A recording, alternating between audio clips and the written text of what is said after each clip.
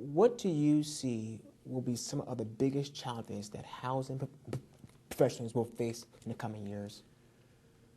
I think that the issue of cost is a huge concern that I see and I continue to see that we have to address. Everything we do costs more. We have aging facilities. We have building new facilities. We borrow money. We have to pay the money back. So cost is a huge concern that I think it may be the greatest threat we face. And to some degree, that's where the private sector fits in, because I think in some settings, the private sector can do what we do at less cost. I think the item you raised earlier in our discussion about the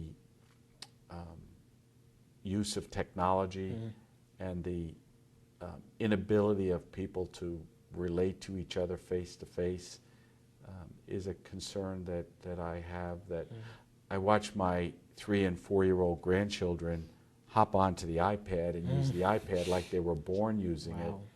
And who knows in their lifetime what they're going to see. I would hope that they are as proficient at the interpersonal part as they age, as they get older, as they are at an early age using the technology. Those are two things I think that I see that when I see the political system in the United States being so dysfunctional, I think it really presents a bad role model to, or a negative role model to our young people, because there are two groups of adults that don't seem to be able to talk to each other and reach solutions. And what does that tell our young people?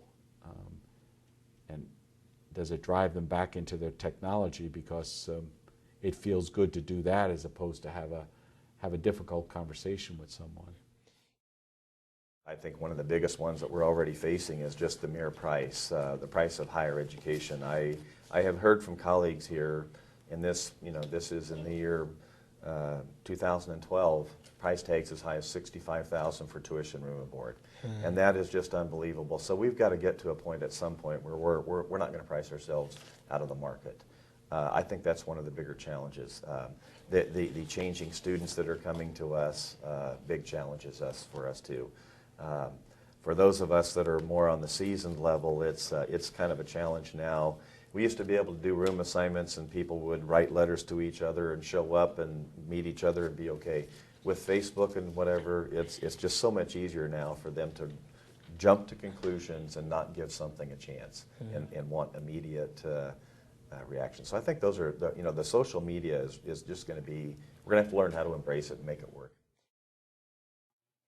We're going to see a lot more students coming in that have mental, emotional issues. I think, again, the parents are going to be the more stealth bomber type parents, that we're going to have to work with them more closely. And I think that it's just going to be a very exciting time. I think some of our competencies are going to change. I almost see us going back to a counselor mode because of the mental health issues that we have. We'll work much more closely with those counselors. Had it not been for the counselors back in the 1960s, I don't know if we would have gotten through the student rights movement. And I almost see us going back and appreciating those people who are counselors. I can tell you from personal experience, I'm working more with the counseling center, or I have been working more at the counseling center in the last 5 years than I've worked, in a number of years, just because of the emotional baggage that many of our students are coming to school with. Well, I think that the whole financial question is right at the top of this. I don't think this goes away for some time. I think states are going to cut budgets. They're going to cut their support to higher education. I think the federal government is likely to move more strongly in that direction. And I think you have to be really thoughtful about what are my priorities, what are the things that we need to fund and things that we need to finance, where can I find additional revenue, and still maintain a value. Because I am deeply concerned that we could price ourselves out of the market. And I think that the other thing that you have to do is you have to show the value that you provide. You know, if we can be part of academic success, that's incredibly important, and what a great statement to make. I think the economy makes a difference for housing, and I think, you know, we need to realize public-private partnerships are going to be a way for the future.